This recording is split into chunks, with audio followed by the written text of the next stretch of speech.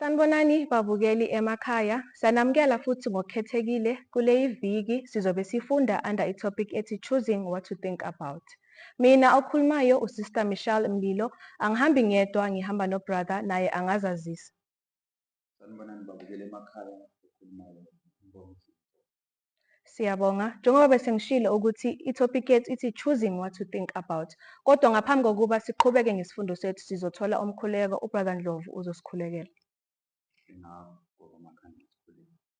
Baba wethu Nkosi, mdali wezulu nomhlaba, sizabona isikhathi osinikeze sona Nkosi. Sibonga nokuthi osinikeze lona umane sibuthi zofunda. Esicela ngosimoya wakho, sicela ngamhlala nathi kulesi sikhathi Nkosi. Ube yiwona ozosichasisela, usenze sizwisise uyechasisele ababukeli bethu emakhaya. Futhi ngakho lokho esizokufunda manje kusigodule izimilo zethu zifaneleke ezulwini lakho elisinayo. Sicela ungene eqiniso egameni lenkosi Jesu Kristu. Amen. Amen. Siyabonga. Kule ikota-ke sizobe sifunda ngaphansi kwencwadi esithola kuJames. Thina namhlanje sizobe siku-lesson 8 under itopic ethi choosing what to think about. I-memory text yethu siyithola kuMatthew 12 verse 34 ethi yona, how can ye being evil speak good things? For out of the abundance of the heart the mouth speaketh. I-quotation yethu engaphansi siyithola ku-Testimonies for the Church, volume 2, page 82. Ethi yona, pray before you speak, and heavenly angels will come to your assistance and drive back the evil angels who would lead you to dishonor God, reproach his cause, and weaken your own soul. So mangabe sibuka ki-topic yethu, kunegama engifuna sili-underline laphana elithi think. Sibuye futhi ku-memory text yethu, igama engifuna sili-underline elithi inhliziyo. Ku-quotation yethu bese sithola igama elithi speak. Wena ngokuzwisisa kwakho Baba Ndlovu ungakuhlanganisa kanjani konke lokhu? Ngiyabonga dade, engikuzwisisayo mina kulesi sihloko sanamhlanje esithi ukukhetha esingacabanga. Ngizwisisa ukuthi sinakho ukubana sikhethe lokho esingacabanga ngakho. We have a choice esinikeziweyo ukuthi singakwazi ukukhetha okuhle kumbe sikhethe okunjani okubi lokho singacabanga. Masiya-ke evesini lethu esinikeziweyo, ivesi lithe yona how can ye being evil speak good things? Siyazi-ke umuntu ngokwendalo kumbe ngokwemvelo uzelwe etshekele esonweni kumbe esondelane nesono kakhulu. So imvelo yesono yinto ekhona ephilayo kuthina. Kodwa noma sinjalo kuba nzima ukubana sibe ngabantu abanjani abakhuluma izinto ezinhle silenzele njalo. Kodwa ngekhono uNkulunkulu asinikeze lona kumbe ngokukhetha i-power of choice le asinikeze yona, singakwazi ukuthi sikhulume izinto ezinjani ezinhle. Njalo siyakwazi futhi ukuthi mase sidlulela phambili evesini lethu ukubana lokho esikucabangayo sikubuye sikugcine futhi ngapha ezingqondweni zethu. Kukithi ukuthi sigcina izinto ezinjani ezinhle noma ezimbi. Esikufundayo futhi kulelo vesi ukubana ekugcwaleni kwenhliziyo kumbe ekugcwaleni kwalokho esikugcinayo emqondweni yilokho osokuyozwakala sesikukhiphela ngaphandle. Sikukhipha ngani? Ngemilomo. Either kuyabe kukuhle noma kunjani kukubi. Evesini emugceni esiwufundayo laphana okufundileyo ethi pray, uthe wona pray before you speak. Kumele lokho esizokukhuluma siqale sikucele kubani? uNkulunkulu. Yebo, ngomkhuleko sikhulumisane noNkulunkulu simcele ukuthi uNkulunkulu ngicela unginikeze amazwi okunjani okukhuluma amazwi angayilawo afanelekileyo, ngoba amazwi anakho ukubana akhe abuye futhi anjani abhidlize. Yikho lokho ngazo zonke izikhathi kumele sinxuse izingilosi zikaNkulunkulu ukubana zinjani zize eduzane kwethu zizosisiza.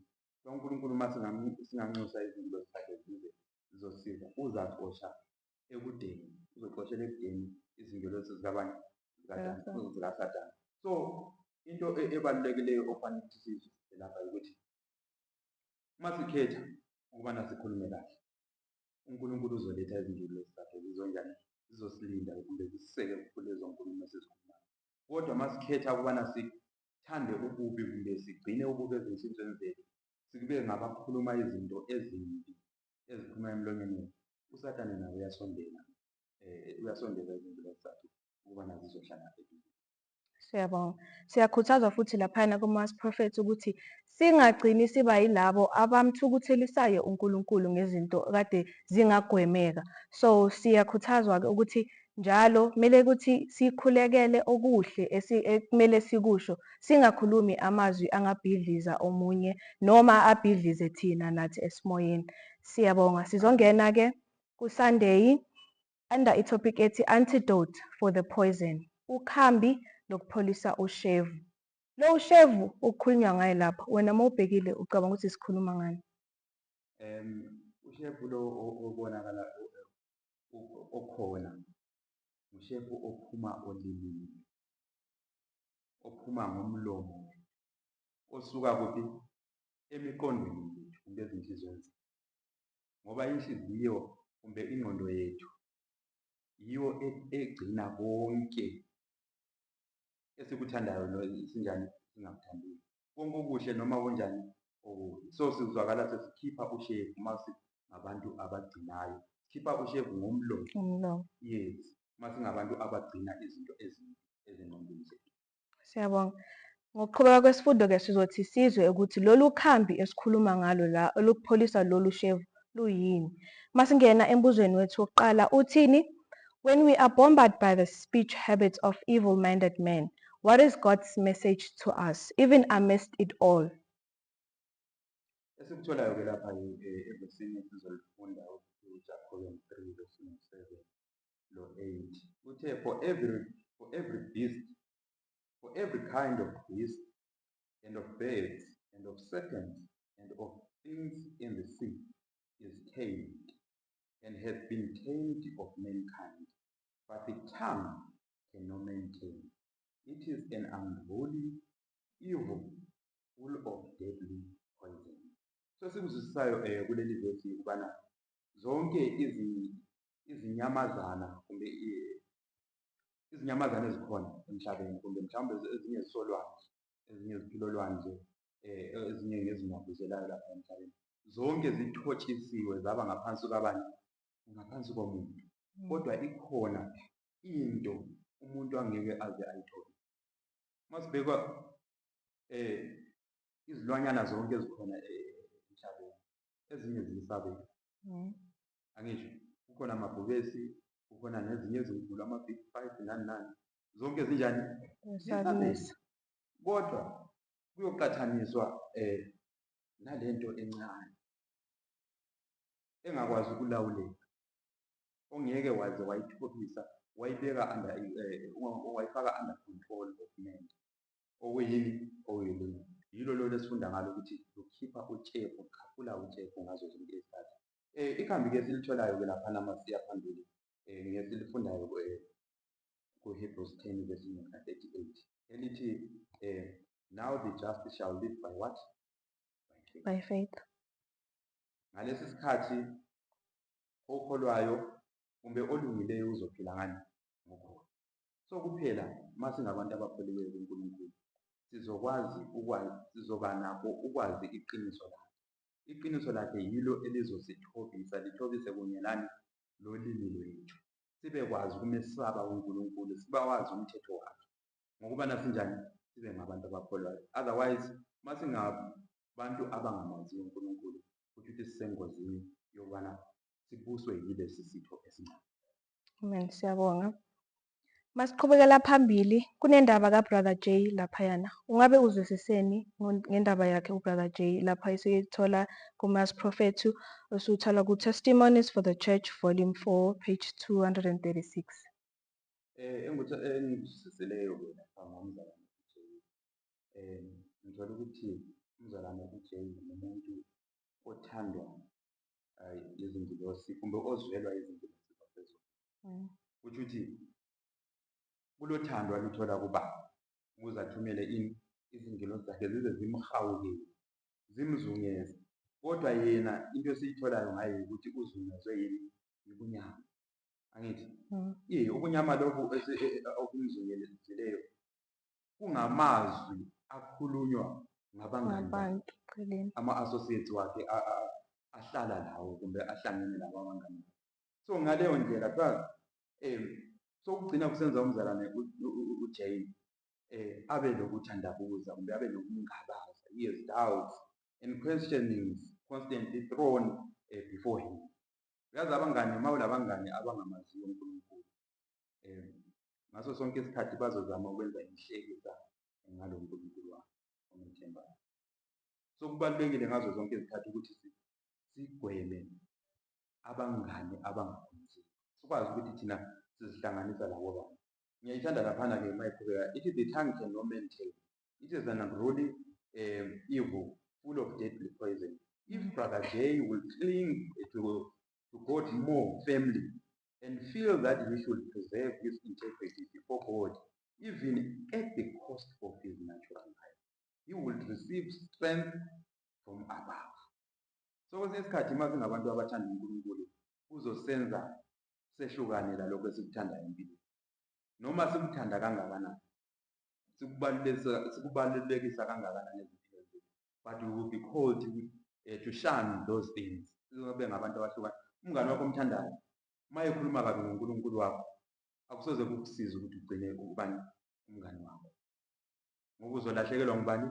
uNkulunkulu wakho. So kuqakathekile ukuthi sikunanzelele. So umzalwane uJay lo simthola lapha kuthiwa he need to think that by seeking to compromise with his friends who are embittered against our truth, he will make it easier for himself. So hlanganisa lo labangani bakhe ezwelane labo bona bezonda ini inkolo yakho. Uthiwa uzama ukuzenzela but into angayinakiyo ukuthi udala ubungozi empilweni. Siyabonga-ke sesizongena ku-number 2 wethu under itopic ethi a serious matter, udaba olubucayi. Umbuzo wethu ka-A uthi what is written about deceptive and inflammatory speech and why must we pray to overcome this aspect of life? Esikutholayo lapha ngokubhaliweyo ngalolu nkoshiso esifunda ngayo kumbe ngalezi zinkulumo ezilezi nkoshiso njalo ukuthi singazi ngoba kanjani. Uthi laphana uDavida mayebhala uPsalms 5 verse 8 kuya ku-10 ithi lead me, O Lord, in thy righteousness because of mine enemy. Make thy way straight before my face. For there is no faithfulness in their mouth. Their inward part is very wickedness. Their throat is an open sepulchre. They flatter with their tongue. Destroy thou them, O God. Let them fall by their own counsel. Cast them out in the multitude of their transgressions, for they have rebelled against thee. So esikuzwisisayo lapha ukubana uDavida ukhuluma ngezitha zakhe, abese ekhuluma ngokuthi inkosi mayiqondise izindlela zakhe ehlukane nani nalezi zitha lezi anazo. Ithi kuzo izitha lezi zibonakala zihloloda, zibonakala zikhuluma kabi, ukuthi akukho ukuthembakala okuphuma kuphi emlonyeni wakho. Lokho okuphuma emlonyeni wakho futhi kubi kungcolile, kufana nani? Kufana lethuna elibi. So masingathi siyabheka le nkulumo inkulumo esabekayo uNkulunkulu kumbe uDavida ayibhala yokuthi uma ungavula ithuna yini ozoyibona ngokubonileyo kodwa so ispeech sethu mase kumbe inkulumo yethu mayingafaniswa lethuna elivuliweyo kuchaza ukuthi izinto ezimbi ezisezingeni elinjani eliphakemeyo. So uDavida ufuna ukuxwaya abantu abanjalo ngoba ayikho into abangamlethela yona, bayaxholoda. uNkulunkulu ucela ukubana abasuse Okunye esikutholayo-ke laphana emoyeni wesiprofethi ukuthi kuyo le mlomo le egcina isikhipha izinto ezingekho zinhle. Kuthiwa yona the tongue is a little member, but the words it frames, made vocal by the voice have great power. So ulimi lunjani? Luyisitho esincane emzimbeni. Angithi kukhona ezinye izinto ezinkulu kulo limi. Luyisitho esincane kodwa uma lugoqeka lukhipha ilizwi. Kuba lulamandla kanjani? Amakhulu ayesabekayo. Ngiqhubeke lapha nathi, the Lord declares the tongue can no man tame. It has set nation against nation and has caused battle and bloodshed. Words have kindled fires that have been hard to quench. They have also brought joy and gladness to many souls. So ulimi luyisitho lesi esincane soluxabanisa izizwe. Namhlanje singabheka isimo esisemhlabeni. Izizwe ziyaxabana, konke kuqala kuphi? Ngolimi. Yebo. Imindeni kukhona abantu abangakhulumisaniyo manje. Emndenini ihlukene ihlakazekile. Kuqale kuphi? Elimini. Kuqala olimi. So lunjalo xa so lufanele lokuthi lubase umlilo emkhulu engeke yazi kanjani iyacimela. Okunzima ukuthi icimele. Kulezi zinto ezinkulu masingabheka ngapha kwe-Middle East, izinto ezenzakalayo izinto ezingena kuphela mhlawumbe ziyoze zilandule uJesu maye njani esebuya. So yikho lokho esikubonayo ulimi ububi elibenzayo. Nanko okunye alulukho lubi kuphela kanjani, kodwa kuthiwa liyakwazi ukuthi ini ubuhle, joy and gladness, injabulo, uthokoze umuntu ekhulume kahle. Uma ukhulume mhlawumbe uma umuntu oshadileyo ukhuluma nesithandwa sakho, ukhuluma amazwi amnandi, uthola umama enjani? Semoyizela. Umama umoyizela kumnandi, konke kusuka olimini. So yilo ke esikhuluma. Siyabonga. Ukeda laphayana ngaphansi kunomugca omncane kodwa powerful. Uthi when about to speak passionately, close your mouth, don't utter a word. So sometimes siyahlangabezana nezimo ukuthi hayi ugcina usufuthekile ngoba uthe. So masihlangabezana nezimo ezinjalo, rather keep quiet, don't utter a word. Uzoba wenze umehluko omkhulu kakhulu by just remaining silent. Siyabonga. Sizoya ombuzweni wethu wesibili othi describe how our words are simply the overflow of what we think about and who we are. Yebo, siyabonga. Esikufundayo ke laphana evesinini kaJeremiah 17 ivesinini ka9 uthi yena, the heart is deceitful above all things and desperately wicked, who can know it? Inhliziyo imbi, angisho kumbe ngumkhohlisi phezu kwazo zonke izinto. Njalo imbi ngubani onganjani? Ongayazi. So bese sichazile ekuqaleni ukuthi masikhuluma ngenhliziyo sikhuluma ngani? Ngengqondo. So konke esikugcina emqondweni yethu kumbe emqondweni yethu yikho lokhu osokubonakala sikukhipha ngani? Ngomlomo. Kumbe sosebenzisa ulimi lwethu ukubana sikukhipha lapha. So kumele siqaphele kakhulu, sixwaye kakhulu lokho esinjani esikukhiphayo ngemilomo yethu. Asifundeni lapha kuMateyu kukhona indatshana engiyithandayo lapha ethi yona either make the tree good and his fruit good, or else make the tree corrupt and his fruit corrupt. For the tree is known by his fruit. This is the old generation of vipers. How can ye being evil speak good things? For out of the abundance of the heart the mouth speaketh. A good man out of the good treasure of the heart bringeth forth good things, and an evil man out of the evil treasure bringeth forth evil things. But I say unto you, that every idle word that men shall speak, they shall give account thereof in the day of judgment. For by their words thou shalt be justified, for by thy words thou shalt be justified, and by the words thou shalt be condemned. So esikuzwisisayo-ke laphana ukuthi incwadi engcwele ithi lizokwazi ngani Ngezithelo zakho. angithi. So lokhu esikuvezayo kuyithelo yikho lokhu abantu abafunda njalo bakuthathe. So masijwayele ukukhuluma kahle abantu bazokwazi ukuthi hayi vele laba abantu bajwayele kunjani ukukhuluma kabi. Kodwa uma singabantu abakholiweyo njengamanje sibizelwe kule nkolo esikuyo, abantu bazosazi njani ngokuhle. So indaba ikulokho esikugcinayo ngabi emqondweni yethu kumele izinhliziyweni zethu, ngoba yikho lokho esizathi sikubonakale sesikukhipha engcebweni. Kusho ukuthi we are storing, ngangisho there's a storehouse in our mind lapho esibuthelela konke.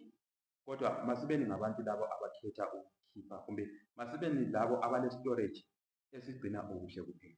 Siyabonga, sizongena-ke ku-number 3 under itopic ethi wholeheartedness needed.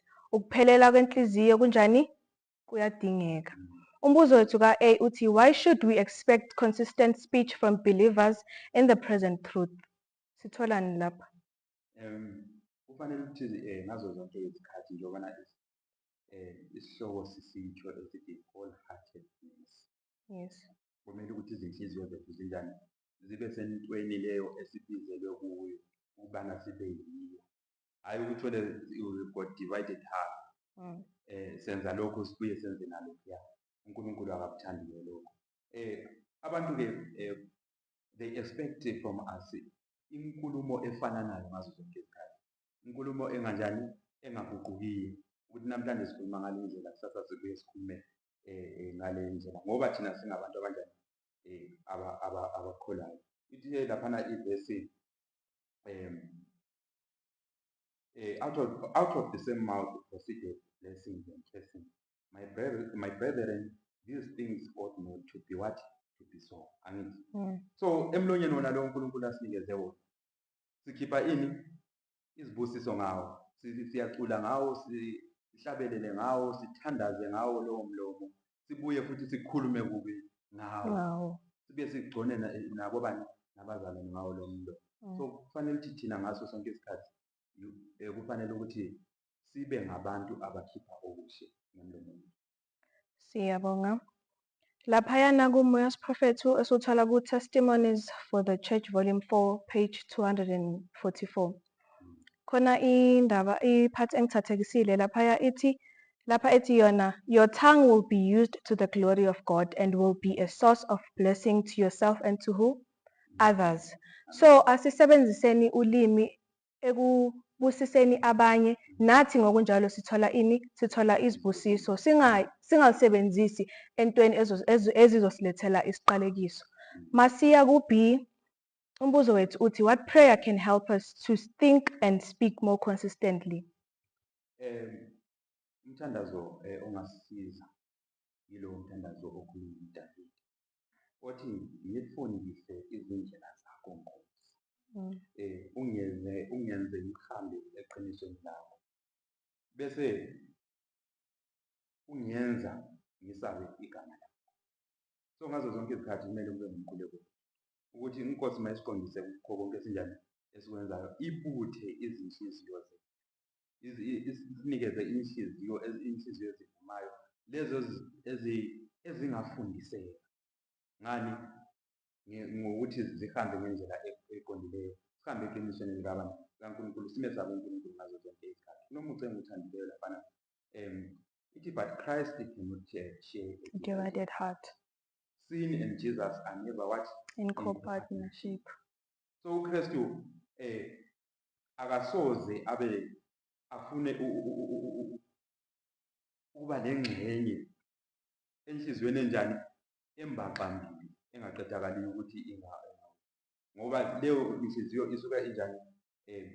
Mhlawumbe isiba ngasesonweni. So uJesu lesono akunjani? Akuhlangani. Akukho ukukhanya okuhlangana nonyama. Ithi we should watch and pray always. Dedicate yourselves unreservedly to the Lord, and it will not then be difficult to serve Him. you have a divided heart. This is the reason that darkness instead of light encircles you. Yes. So masiba lezi nhliziyo ezi-divided lezingaxandile, usathane uyajabula ngaleso simo, angithi, ngoba uyazi ukuthi masenjalo singabala uNkulunkulu nje uJesu Kristu akaphili kithina, kodwa esikuxwayiswayo njengabantu abakholelweyo ukuthi masingabi njalo, that's the reason why ubunyama busengamile ngale ndlela okunye. Siyabonga. Laphayana inote yethu yokugcina ithini? It is wholehearted, thoroughly decided men and women who will stand now. So uma ngabe simbaxambili, we won't be able to stand up for Christ. So we need to be decided men and women ukuthi sikwazi ukuthi simelane neqiniso lelo uKristu asinikeze lona. So isifundo sethu njengoba sithini, wholeheartedness needed. So we need not to reserve some part for uNkulunkulu and some part for ukwenza okubi, but we need to have one heart for uNkulunkulu. Siyabonga. Masiqhubekela phambili ke ku-Wednesday under itopic ethi water from a pure fountain. So kuchaza ukuthi ukhona omunye umthombo ongekho njani, ongekho pure. Masingena embuzweni wethu ka-A uthi, what principle reveals that only a heart renewed by God's grace can bring forth consistent actions? Engikutholayo lapha ngezinye sifundayo uJames 3:11-12 ithi, doth the fountain send forth at the same place sweet water and bitter? Can the fig tree, my brethren, bear olive berries, either a vine figs? So can no fountain both yield salt water and fresh. Yes. So umthombo esifunda ngawo lapha okuyizo izingqondo zethu esikhuluma ngazo lezi inhliziyo zethu, akumelanga ubonakale uphuma amanzi ababayo kube kuphume namanzi amnandi. At the same time akwenzekali khona lokho. Kumbe sibone ukuthi isihlahla somkhiwane sesinabantwana kumbe sesizele ini abantwana bomvini, akwenzakali khona lokho. So ngazo zonke izikhathi kumele ukuthi sicace ukuthi sine kuphi ngezimpilo zethu lezi esiziphilayo. Izimpilo zethu kufanele kube ngezihlanzekileyo ezibonakalayo ukuthi this is a decided person omi ngakuNkulunkulu ngazo zonke izikhathi, njalo oveza intando kaNkulunkulu ezikhathini zonke. Siyabonga. Umbuzo wami oqhubeka lapha uthi, give some practical examples. Yimaphi ama-examples owatholile lapha kuma-prophet wethu?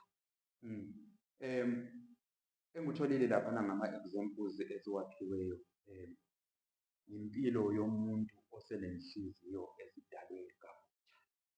Lowo muntu onjalo kuthiwa uzobonakalisa ngempilo ayiphilayo ukuthi empeleni lo muntu uzelwe kanjani kabusha. Ukhulunywe nge-neatness and order in dress. Yes. Uzothola ukuthi umuntu othi yena ukholiwe kwezinye izikhathi uziphatha kabusha. Akanaki ukuthi ugqokeni, akanaki ukuthi uhlanzekile yini izikhathi zonke. So sinxa singabantu asebehlambululwe yilokhu kukhona esibizelwe kukho, sizobonakalisa izinto nangathi lasekugqokeni sithanda i-neatness nayo konke. Ithi yona laphana the sacred truths which we profess will never degrade the deceivers and make them coarse and rough, neglectful of their persons and untidy in their houses. So even lalapha ezindlini zethu esihlala khona kufanele ukuthi kubonakalise ukuthi le indlu yomKristu, umuntu okholwa. Hayi uthola indlu i-upside down, ibudlapha, kungangeneki, kungahambeki, kodwa umuntu eqeda lapho afunde ilizwi likaNkulunkulu endaweni njalo. Ukungcola akuhlanganyeli kumbe izulu kumbe izingilosi azivakatsheli emzini onjani ongcolileyo. They cannot welcome themselves endaweni engcolileyo. So kumele siqaphele lapho sihlala khona. Lezi ngubo esizigqokayo kufanele kube izingubo ezizothileyo ezibonakalisa ukuthi impela singabantwana bakaNkulunkulu. Siyabonga. ngaphansi laphayana iyakhuluma futhi kabanzi nge-reverence kuphi endlini yenkosi. Inikezile-ke isibonelo ngabantwana abantwana abangalawuleki endaweni yokukhonzela, gcine sekuhlakaza endaweni yokukhonzela, gcine sekuba ne-division singasezwa enkonzweni. Khona la khona iphathi khona ethi uma ngabe umntwana ungakwazi ukumcontrol-a ngcono unjani umshiye ekhaya. So phansi laphana khona umugca enguthandayo uthi, parents, you must be the sufferers in this matter and it may lead you to see and fulfill your neglected duty. Uma ngabe umntwana akwazi ukuziphatha kahle enkonzweni, kusho ukuthi ufunde kuphi? Ufunde ekhaya. Uyazi ukuthi ekhaya kunesikhathi somkhuleko, ngesikhathi somkhuleko yilokhu esikwenzayo, yilokhu esingakwenzi. Kuba lula nakuye ukuthi mangabe sisendlini yokukhonzela asikwenzi lokho. So kuyisifundo kakhulu esibalulekile kithina njengabantwana, even ebadaleni, ukuthi umsebenzi umningi abazali abanawo, nathi as abantwana ukuthi sifunde emakhaya ngokwanelisikile ukuthi enkonzweni sifike, because khona la ethi khona enkonzweni akusindawo yokuthi seniyafundisana ukuthi kumele niphathane kanjani, kodwa lokho kumele kusuke kuphi? Emakhaya. Sengathi-ke yikho lokhu engikutholile kumasprofethi wethu. Mangabe kungekho okutholile sizodlulela ku number. Before sidlulele phambili bafana, esifundweni sabazali babantwana. Yes. Sibona ukuyekethisa okukhulu kakhulu ngaphi? Ebazalini. Abazali abakhuza abantwana. Abantwana kuze kugcine sokubonakala uma sebefike endaweni yokukhonzela ukuthi ngekhaya kuphilwa impilo enjani. Lokho sikubona ngomfuziselo kampristi u-Eli. U-Eli wayelabantwana wayekethisa kakhulu ukukhuza abantwana. Abantwana bakhe bagcina bengasahloniphi izinto zaboNkulunkulu, izinto ezinjani? Ezingcwele. Angithi sibone futhi abanye abantwana ababekhohlakele. Sifunda abantwana baka-Ari, uNadabi no-Abihu. Nabo futhi abazange banjani? Bazesabe izinto zikaNkulunkulu. So singayekela ukuxwayisa abantwana ekhaya, sibaqondise emakhaya, bazobuya bazodelela endlini yenkosi. So umthwalo omkhulu obonakala unjani? Sinawo thina njengabazali ukuthi kumele siveze ukubana ngempela thina singumthombo onjani? Ohlanzekileyo. Kukho konke esikufundisa abantwana bethu kube ngokuhlanzekileyo, kubonakale nabo besenza njengalokhu lathi abadala bakwenza. Siyabonga. Sizongena ku-number 5, wisdom and endued with knowledge. Ukuhlakanipha okuhamba nani? Nolwazi. Umbuzo wethu uthi, why do each of us need to examine our own attitude from the inside and out, in heart, word and action? Siyabonga. Esikutholayo lapha kulo kufanele ukuthi sibe ngabantu abanenhlakanipho. Inhlakanipho njengoba nabo sifunda ezifundweni ezedlulileyo ukubana kufanele ukuthi siyicele kubani? Kuye uNkulunkulu. Njalo uma singayicela kumbe masibona sinesidingo sokuthi we are lacking in wisdom, kufanele sicele uNkulunkulu uzosinikeza. So-ke lapho uNkulunkulu ufuna ukubana sisebenzise inhlakanipho ekusebenziseni ispeech sethu kumbe enkulumeni zethu. Angithi? Kungabonakali sikhuluma izinkulumo ezimbi bese kuveza okunye kuzobonakala ukuthi ngempela ukhulume ungacabanganga. So we should exercise wisdom at all times. Ivesi lithi laphana, examine yourself whether ye be in faith, prove yourselves, know ye not your own self, how that Jesus Christ is in you, except ye be reprobates. Angithi? Umuqa laphana siwufundileyo kuMoses prophet ukuthi closely criticize the temper, the disposition, the thoughts, words, inclinations, purposes, and what? And deeds. Kumele sibe ngabantu abazihlolayo ngazo zonke izikhathi, and exercise i-wisdom esinikwe njengobani? uNkulunkulu, ukuze sizibone ukuthi ngempela sikuNkulunkulu, sikuKristu ngazo zonke izikhathi, ngezenzo zethu, ngamazwi ethu, kukho konke esikuthandayo, izinjongo zethu lokwenza kwethu. Zonke lezo zinto kufanele ukuthi zisibonise ukuthi ngempela siyamukelisiwe inhlakanipho evela phezulu. kuNkulunkulu. Siyabonga. And then i-quotation le yokugcina laphaya u-Selected Messages Book 1 page 338 ngithanda umugqa lo wokuqala othi, he who places himself unreservedly under the guidance of the Spirit of God will find that his mind expands and develops. So mangabe siyilabo esizinikezayo fully enkosini siyakuthi sithuthuke ngakho konke njengoba ushilo ezenzweni, ekukhulumeni ukubonakala abantu noma besibhekile bayabona ukuthi lona umntana kaNkulunkulu ngoba ngawethu amandla angeke sikwazi ukuthi sikwenze lokho. Ngabe kukhona okunye uthanda ukugcwalisa lapha uMass Prophet? Laphana besikhuluma futhi la Yes. uNkulunkulu uyathanda njengoba sithintile ukuthi uzokholisa imiqondo. Uyikhulisa kanjani? Uyikhulisa ekumazini. Angisho. Yes. Senze futhi lokho okunjani okuqondileyo ngazo zonke izikhathi. So uNkulunkulu uthanda ukuthi sibe ngabantu abanemicabango ehlanzekileyo ngazo zonke izikhathi. Yikho namhlanje isihloko sethu sithi sithe sona choosing what to think about. Yes. So masizokhetha lokho esizokucabangisisa sizokuzosenza sibe ngabantu abamvezayo uNkulunkulu ngezimilo zethu ngendlela enjani eqondileyo. Njalo uNkulunkulu uyathanda ukuthi ngazo zonke izikhathi seyame kuye ekufumaneni ulwazi asikhulise esimoyeni sethu lasemuseni. Umoya wesiprofethi wokugcina laphana ku-Selected Messages book 1 upage 338 uthi yena uma umuntu engazisondeza kuye ngazo zonke izikhathi for continual devotion and piety bring the man in such close relation to Christ that he has the mind of Christ. He is one with Christ, having soundness and strength of principle. His perception is clear and he manifests that wisdom which comes from who?